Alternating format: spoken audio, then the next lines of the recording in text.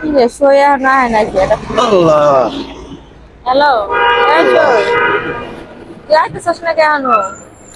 আরে আমি তো ব্যাংকে থেকে টাকা পয়সা তুলে নিয়ে তারপরে আইতে নি, সবকিছু কমপ্লিট, তুই আয় গাড়ি তো আল্লাহ, গেলা নাই কোন বেশি। আল্লাহ। আচ্ছা তাড়াতাড়ি আয়, এই যে ফাইল নিয়ে পাম্পের নে দোকানের সামনে বসে রয়েছে। আজে গেদি, তোমাদের বাড়ি গনে গো?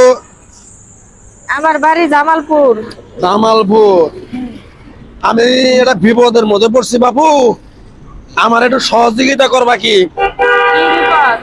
হ্যাঁ, বিপদ কি?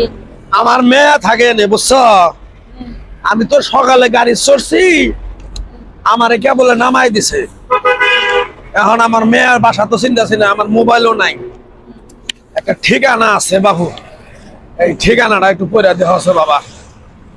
আল্লাহ, জ্ঞান দে কিনকার ঠিকানা মানে দিছে। ঠিকানা কোন থইলাম? এ আবার মানুষ এলকা পারে সিনকা। এই যে গো, এবার আমি অসুস্থ, আমার মেয়েরে খোঁজবার নিয়ে আইছি বাবু। দেহ আছে একটু, মানে ঠিকানা দেহ আছে একটু, দেহ একটু, আই গিয়ে দেহ একটু। আল্লাহ, কাম হয়ে গেছে। ঠিকানা তো দেখতাছি ছোট ছোট, কিন্তু চোখে আর ঝাপসা দেখতাছি কে? হ্যাঁ, চোখে তো ঝাপসা দেখতাছি। ঝাপসা দেখতেছ? হ্যাঁ, কাম হয়ে গেছে। পড়ায় আইতাছি। এনোটো হও, এনোটো গোট দাও, এনোটো গোট দাও, গোট দাও। আমার বান্ধবী আইবো এনে ফোন দিলে আমার মাথা ঘুরে কাম হয়ে দিল। গেছে।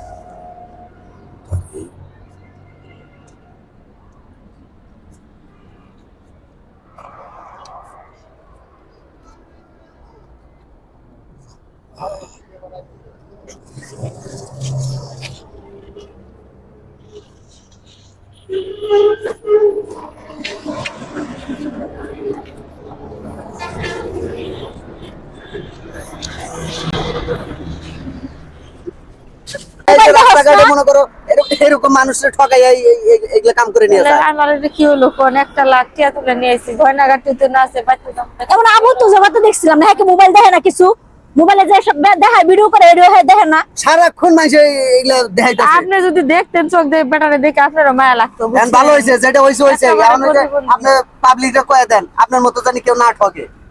তো যাই হোক, ভিডিওটা যারা এতক্ষণ দেখলেন সবাইকে একটা মেসেজ দিলাম আমরা, কারণ এই ধরনের ঘটনা রাস্তাঘাটে অনেক ঘটে। রাস্তাঘাটে অপরিচিত কাউকে আপনারা বিশ্বাস করবেন না, অপরিচিত মানুষের কাছ থেকে দূরে থাকবেন। আপনার অসহায়ের সুযোগ নিয়ে আপনার কাছ থেকে প্রতারণা করে সব নিয়ে যাবে।